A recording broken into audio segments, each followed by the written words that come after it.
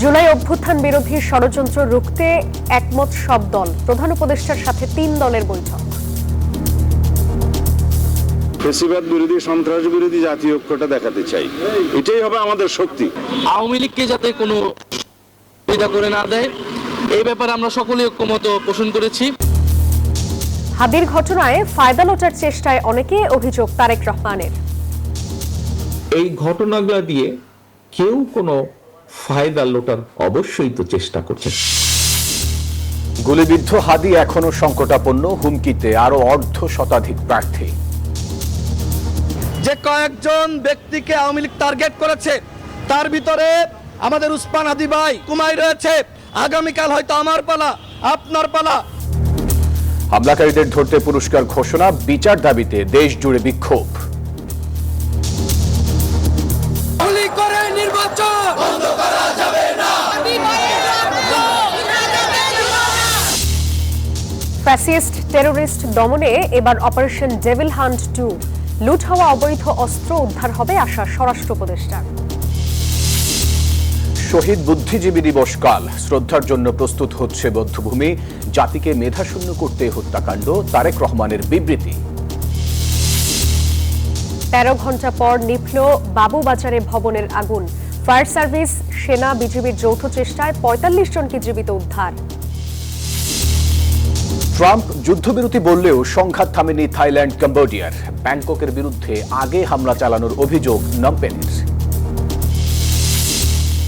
এবং যুব এশিয়া কাপে আফগানিস্তানকে হারিয়ে বাংলাদেশের শুভ সূচনা। বর্তমান চ্যাম্পিয়নদের জয় 3 উইকেটে, ম্যাচ সেরা জাওয়াদ আবরার। দর্শক, স্বাগত নিউজ 24 সংবাদে। আর পুরো সংবাদ জুড়ে আপনাদের সাথে আছি আমরা দুজন, আমি ফয়সাল মাহমুদ এবং আমি আছি জান্নাতুল সাদিয়া। দর্শক, দেখছিলেন সুপার বোর্ড সংবাদ শিরোনাম। চলে যাব পুরো খবরে। পতিত শক্তিকে রুখে দিতে বৈঠকে সব রাজনৈতিক দল ঐক্যবদ্ধ থাকার প্রতিশ্রুতি দিয়েছে। শনিবার রাষ্ট্রীয় অতিথি ভবন যমুনায় প্রধান উপদেষ্টা প্রফেসর মোহাম্মদ ইউনূসের নেতৃত্বে অনুষ্ঠিত বৈঠকে এই প্রতিশ্রুতি ব্যক্ত করেন বিএনপি, জামায়াতে ইসলামী ও এনসিপির নেতারা। বৈঠক শেষে বিএনপির স্থায়ী কমিটির সদস্য সালাহ উদ্দিন আহমদ বলেন, এই হামলা শুধু হাদির উপর নয়, প্রকৃতপক্ষে বাংলাদেশের উপর। এনসিপির আহ্বায়ক নাহিদ ইসলাম অভিযোগ করেন, এই ঘটনার পেছনে ভারতীয় মদদ রয়েছে। শুক্রবার দুপুরে ঢাকা ৮ আসনের সম্ভাব্য প্রার্থী ইনকিলাব মঞ্চের আহ্বায়ক শরীফ ওসমান বিন হাদির উপর গুলির ঘটনায় শনিবার সকালে প্রধান উপদেষ্টার সাথে বৈঠক করে বিএনপি, জামায়াত ইসলামী ও এনসিপি। বৈঠকে অংশ নেয় ওসমান হাদির পরিবারের সদস্যরাও। বৈঠক শেষে এনসিপি প্রধান নাহিদ ইসলাম বলেন, এটা কোনো বিচ্ছিন্ন ঘটনা নয়, নির্বাচন বানচালের পতিত শক্তির ষড়যন্ত্রের শুরু এটা। কালকের যে ঘটনা, এটা তো শুধু আসলে একজন ব্যক্তির সাথে বা একজন প্রার্থীর সাথে ঘটে যাওয়া ঘটনা না। আমি গতকালকে বলেছি, এটা কোনো বিচ্ছিন্ন ঘটনাও না। এটা আওয়ামী লীগ যেই ষড়যন্ত্র ছক আঁকছে নির্বাচনকে ঘিরে, সেটার একটা শুরু বলা যেতে পারে। বিএনপির স্থায়ী কমিটির সদস্য সালাহউদ্দিন আহমেদ বলেন, ফ্যাসিবাদ বিরোধী জাতীয় ঐক্যে কোনো আপোষ নয়। যারা নির্বাচনকে বানচাল করতে চায়, দেশের স্থিতিশীলতা চায় না, তারাই এই হামলা করেছে। উসমান হাদির উপরে এই হামলা প্রকৃতপক্ষে বাংলাদেশের উপরে এই হামলা। এটা বিচ্ছিন্ন কোনো ঘটনা বলে আমরা মনে করি না। আমরা ফ্যাসিবাদ বিরোধী জাতীয় ঐক্যকে অটুট রাখবো, এই জায়গায় আমাদের কোনো আপোষ নাই। ওসমান হাদির পরিবারের আহ্বানে রবিবার সর্বদলীয় সমাবেশের কথা রয়েছে। তাওহিদুল ইসলাম, নিউজ 24, ঢাকা। ঢাকায় হাদি ও চট্টগ্রামে বিএনপির এক প্রার্থীকে হত্যা চেষ্টার ঘটনা দেশবিরোধী গভীর ষড়যন্ত্র, এমন মন্তব্য করেছেন বিএনপির ভারপ্রাপ্ত চেয়ারম্যান তারেক রহমান। বলেন, কেউ কেউ এসব ঘটনার সুযোগ নিয়ে ফায়দা লোটার চেষ্টা করছে। রাজধানী কৃষিবিদ ইনস্টিটিউটে দেশ গড়ার পরিকল্পনা শীর্ষক অনুষ্ঠানে ভার্চুয়ালি যুক্ত হয়ে তিনি এসব কথা বলেন। এ সময় তিনি নেতাকর্মীদের সামনে ক্ষমতায় গেলে দেশ পরিচালনার পূর্ণাঙ্গ রোডম্যাপ তুলে ধরেন। রাজধানীর কৃষিবিদ ইনস্টিটিউটে শেষ হলো বিএনপির দেশ গড়ার পরিকল্পনা শীর্ষক কর্মশালা। শনিবার সমাপনী দিনে লন্ডন থেকে ভার্চুয়ালি যুক্ত হন বিএনপির ভারপ্রাপ্ত চেয়ারম্যান তারেক রহমান। কৃষিতে চাহিদা আছে এবং রাজনীতির গতিপথ বিশ্লেষণ করতে গিয়ে বিএনপির ভারপ্রাপ্ত চেয়ারম্যান কথা বলেন সংঘাত সহিংসতা নিয়েও। তারেক রহমান বলেন, হাদির উপর হামলার ঘটনা দুর্ভাগ্যজনক। ঢাকা ও চট্টগ্রামে প্রার্থীদের উপর হামলা করে একটি মহল ফায়দা লোটার চেষ্টা করছে। গতকাল অত্যন্ত দুর্ভাগ্যজনক একটি ঘটনা ঘটিয়েছে যে কোনো একটি মহল। তার কিছুদিন আগে আমরা দেখেছি চট্টগ্রামে আমাদের একজন প্রার্থীর উপরে একই রকম ঘটনা ঘটেছে। এই ঘটনাগুলো দিয়ে কেউ কোনো ফায়দা লোটার অবশ্যই তো চেষ্টা করছে। আগামী নির্বাচন খুব একটা সহজ হবে না বলেও ফের নেতাকর্মীদের সতর্ক করেন তারেক রহমান। নির্বাচন অত সহজ হবে না, ষড়যন্ত্র কিন্তু থেমে নেই। কাজে আমরা যদি নিজেদের মধ্যে মতপার্থক্য কমিয়ে নিয়ে না আসি, আমরা যদি নিজেরা ঐক্যবদ্ধ না হই, সহকর্মীবৃন্দ, এই দেশ ধ্বংস হয়ে যাবে।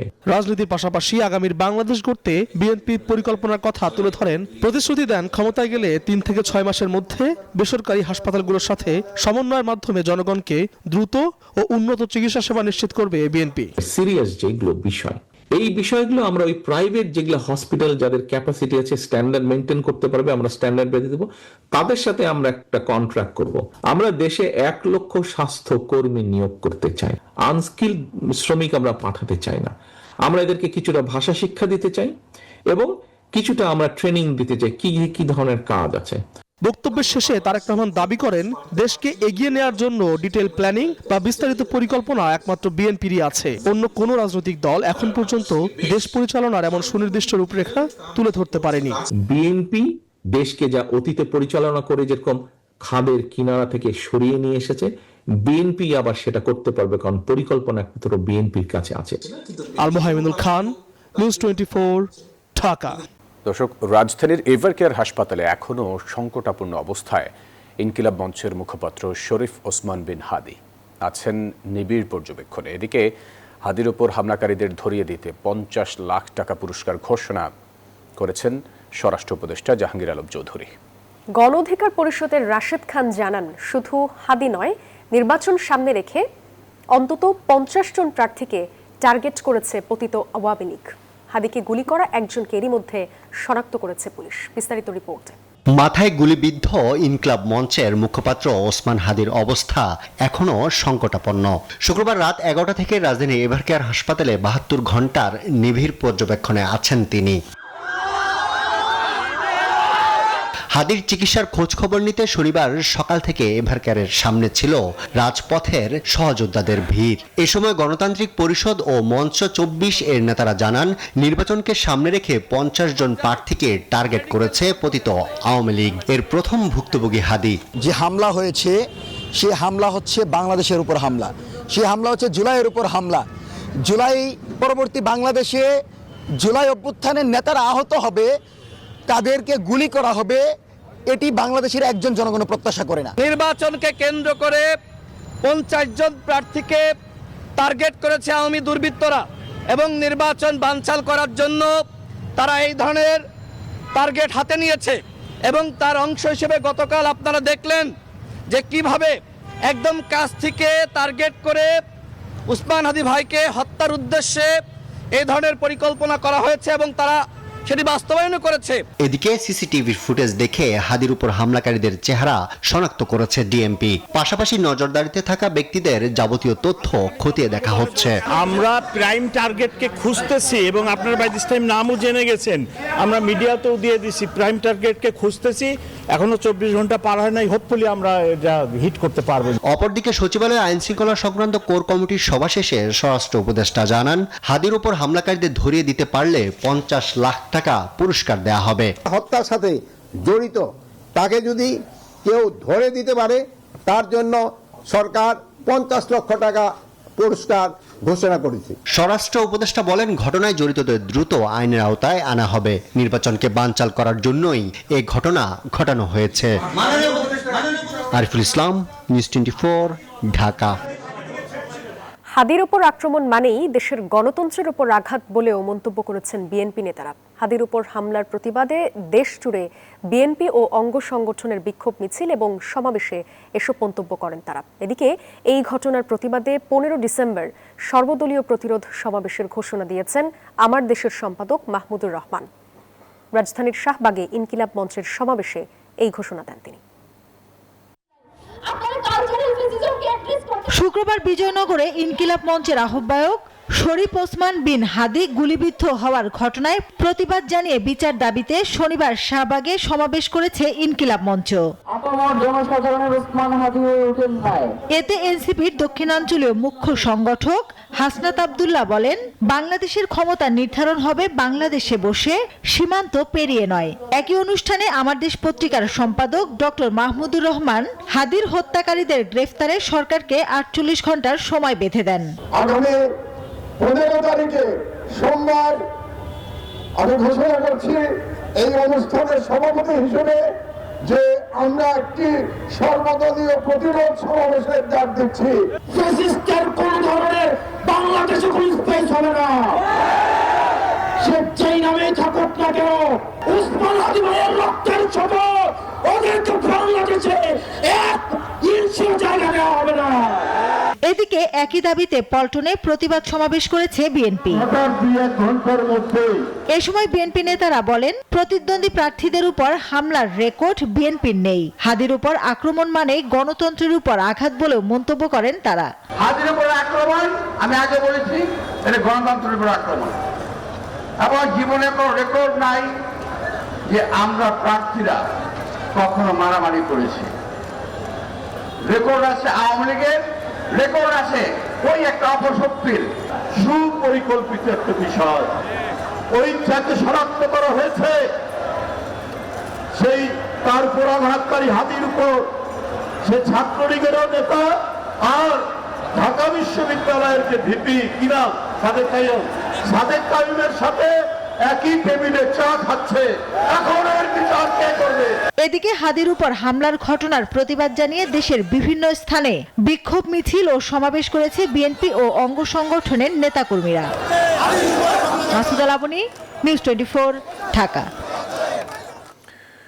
ফাসিস্ট সন্ত্রাসীদের দমনে এবার শুরু হচ্ছে অপারেশন ডেভিল হ্যান্ড ফেজ 2।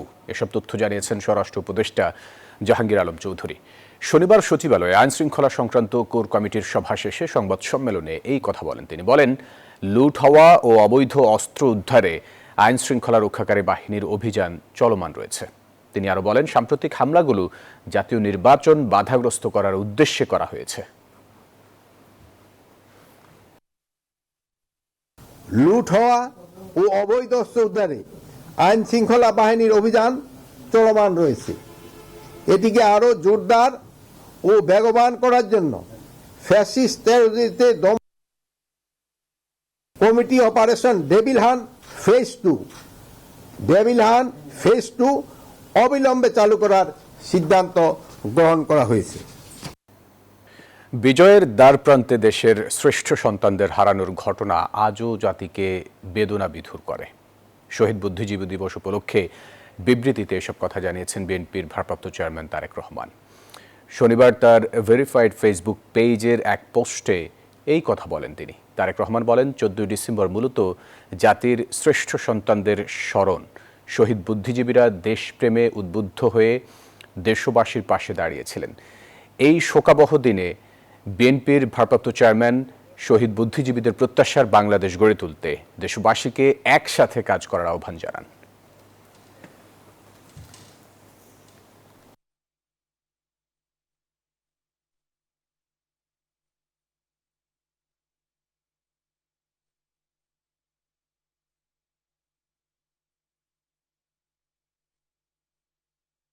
ঢাকার কেরানীগঞ্জের বাবুবাজারে ভবনে লাগা আগুন 13 ঘন্টা পর নিয়ন্ত্রণে আনার তথ্য জানিয়েছে ফায়ার সার্ভিস।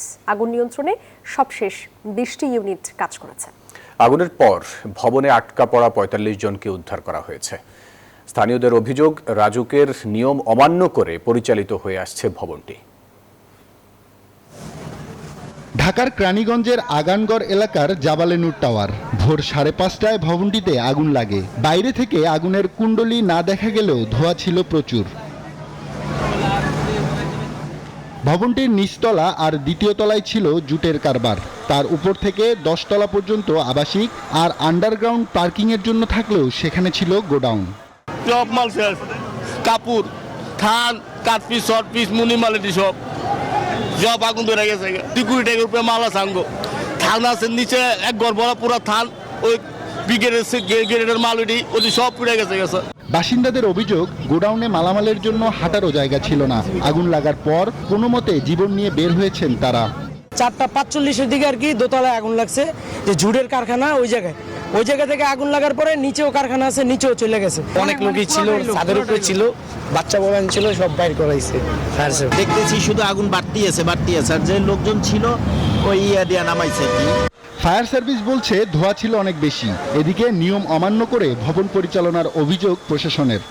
ধোঁয়াটা সব থেকে বেশি, যার কারণে কাজ করতে আমাদের বেগ পেতে হচ্ছে, কারণ এখানে ঝুট গোডাউন, পরপর বিল্ডিংগুলি একটা সেম বেসমেন্ট। এখানে বিল্ডিং এর কোড মানা হয়নি, আমরা যেটা বুঝতে পারছি, এবং পাশাপাশি দেখতে পেলাম যে এই বিল্ডিং এর গ্রাউন্ডে এইখানে গ্যারেজ থাকার কথা, সেইখানে জোট গোডাউন এরা তৈরি করেছে। এটাও আমরা দেখতে পাচ্ছি আইনের ব্যত্যয় হয়েছে। আগুনের ঘটনায় 5 সদস্যের একটি তদন্ত কমিটি গঠন করা হয়েছে। আব্দুল্লাহ মামুন, নিউজ 24, ঢাকা। এবার জেডএসআরএম নির্বাচনের পথে।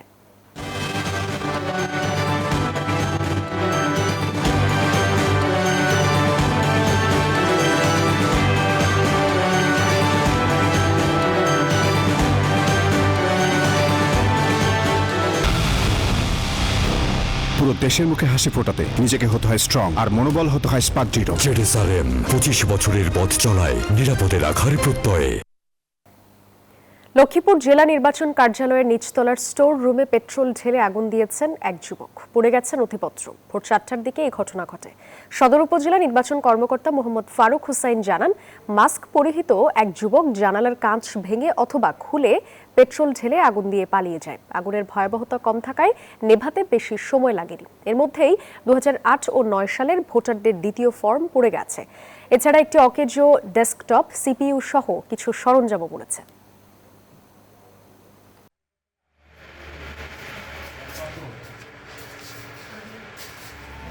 বরিশালের নানা আয়োজনে দেশের অন্যতম খ্যাতিমান ইলেকট্রিক ও ইন্ডাস্ট্রিয়াল প্রতিষ্ঠান এমইপি গ্রুপের অঙ্গ প্রতিষ্ঠান এমইপি পলিমার ইন্ডাস্ট্রিজ আনুষ্ঠানিকভাবে নতুন পণ্য ইউপিভিসি পাইপ অ্যান্ড ফিটিংস উদ্বোধন করা হয়েছে। বরিশাল নগরের একটি অভিজাত হোটেলে লোগো উন্মোচন ও কেক কেটে অনুষ্ঠানের সূচনা করা হয়। অনুষ্ঠানে প্রধান অতিথি এমইপি গ্রুপের sales and marketing director Shakil Alam Chakladar বলেন, এমইপি গ্রুপ সবসময় সর্বাধুনিক প্রযুক্তি ও উন্নত মানের কাঁচামাল ব্যবহারে প্রতিশ্রুতিবদ্ধ।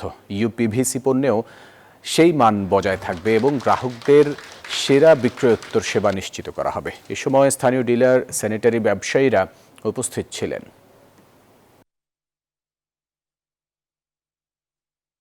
এবার ভ্যাসলিন প্রেজেন্স শীতের সাতকাহন।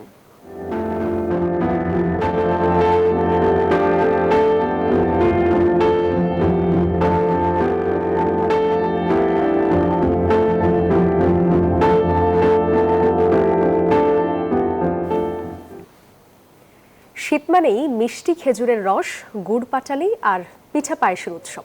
সাধারণত বছরের এই সময়টির অপেক্ষায় থাকেন সবাই। দিনাজপুরের প্রত্যন্ত অঞ্চলের দক্ষিণ গোবিন্দপুর গ্রামে শীত এলেই প্রতিদিন চলে খেজুর রসের উৎসব। প্রকৃতিপ্রেমীরা দূর দূরান্ত থেকে রসের স্বাদ নিতে ছুটে আসেন এই গ্রামে। রাস্তার দুই ধারে সারি সারি খেজুরের গাছ থেকে গাছিরা কলস ভর্তি খেজুরের রস সংগ্রহ করছেন। শীত আসলেই এই গ্রামে রসের উৎসব শুরু হয়ে যায়। এই রস খেতে দূর দূরান্ত থেকে বিভিন্ন বয়সের মানুষ ছুটে আসেন। ভোর থেকে খুব সকাল পর্যন্ত চলে এই রসের উৎসব। দিনাজপুর সদর উপজেলার আশকরপুর ইউনিয়নের দক্ষিণ গোবিন্দপুর গ্রামে ঢুকতেই রাস্তার দুই ধারে বিভিন্ন গাছের ফাঁকে ফাঁকে রয়েছে অসংখ্য খেজুর গাছ। এই খেজুরের গাছ থেকে প্রতিদিন রস সংগ্রহ করেন গাছিরা। দূর দূরান্ত থেকে লোক আসে, আমি ডাইরেক্ট গাছ থেকে পাড়ি আমি রস দেই। আমার প্রায় মনে করেন দৈনিক 20-25-30 লিটার করে আমার রস হয়। খেজুরের গাছ থেকে মিষ্টি রস খাওয়ার জন্য বিভিন্ন জায়গার থেকে, শহর বন্দর বিভিন্ন এলাকার থেকে বিভিন্ন লোকের সমাগম হয় এখানে। শহরের কোলাহল ছেড়ে গ্রাম্য পরিবেশে শীতের সকালে এমন খেজুরের রস খেতে ছুটে আসেন প্রকৃতিপ্রেমীরা। খাঁটি খেজুর রস খেতে যা মানে একটা যে অনুভব পাওয়া যায়, এটা না খেলে আসতে বুঝতাম না। তো অনেক মজা। গাছ থেকে পাড়ে আমাদেরকে রস খাওয়াইলো, এবং রস আমরা খাইলাম, অনেক সুস্বাদু রস। এখানে কোনো রসে কোনো পানি মিক্স থাকে না, আমরা একবারে অরিজিনাল গাছের পাড়া রস খাচ্ছি। অপরদিকে বিশেষজ্ঞরা নিপা ভাইরাস সহ বিভিন্ন রোগবালাইয়ের কারণে আগুনে নির্দিষ্ট পরিমাণ ফুটিয়ে পান করার পরামর্শ দিয়েছেন।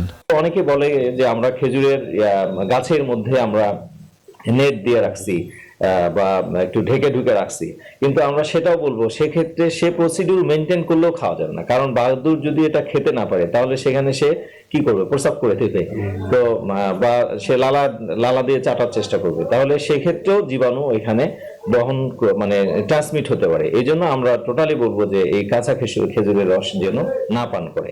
শীত মৌসুমে গ্রামে গ্রামে চলছে খেজুরের রস উৎসব। Desk report, news 24। দর্শক, এই শীতে নরম ও কোমল স্কিনের জন্য ব্যবহার করুন ভ্যাসলিন ডিপ রিস্টোর। কয়েকদিনের রক্তক্ষয়ী সংঘাতের পর যুদ্ধবিরতিতে সম্মত হয়েছে থাইল্যান্ড ও কম্বোডিয়া। মার্কিন প্রেসিডেন্ট ডোনাল্ড ট্রাম্পের এই ঘোষণার পরপরই ব্যাংককের বিরুদ্ধে বোমা বর্ষণের অভিযোগ তুলেছে নমপেন। এরই মধ্যে হুমকি বন্ধ না হওয়া পর্যন্ত হামলা অব্যাহত রাখার হুঁশিয়ারি দিয়েছেন থাই প্রধানমন্ত্রী। পাল্টাপাল্টি এই হামলায় বাস্তুচ্যুত হয়েছে দুই দেশের অন্তত 7 লাখ মানুষ। অনূর্ধ্ব-19 যুব এশিয়া কাপে আফগানিস্তানকে 3 উইকেটে হারিয়ে শুভ সূচনা বাংলাদেশের যুবাদের। আফগানিস্তানের দেয়া 284 রানের টার্গেটে 7 বল ও 3 উইকেট হাতে রেখে জয় তুলে নেয় আজিজুল হক তামিমের দল। ব্যাট হাতে 96 রানের ঝলমলে ইনিংস খেলে ম্যাচ সেরা হয়েছেন জাওয়াদ আবরার। টাইগার যুবাদের সামনে 284 রানের পাহাড় সম লক্ষ্য। তবে আফগান বোলারদের উপর ইনিংসের শুরু থেকেই পাল্টা আক্রমণ চালায় বাংলাদেশ অনূর্ধ্ব-19 দল। দুই ওপেনার জাওয়াদ আবরার ও রিফাত মিলে রীতিমতো তাণ্ডব চালিয়েছে আফগানদের উপর। তাদের 151 রানের বিশাল জুটিতে ম্যাচের নিয়ন্ত্রণ নেয় জুনিয়র টাইগাররা। 68 বলে 62 রানের ইনিংস খেলে রিফাত বেগ আউট হলে এ জুটি ভাঙে। সঙ্গী হারালো এক প্রান্ত আগলে রেখে সেঞ্চুরির পথে আগানো ম্যাচ সেরা জাওয়াদ আক্ষেপ বাড়িয়ে 96 রানেই কাটা পড়েন। এরপর দলের হাল ধরেন অধিনায়ক আজিজুল হক তামিম ও কালাম সিদ্দিকী। তৃতীয় উইকেটে 66 রান যোগ করেন তারা।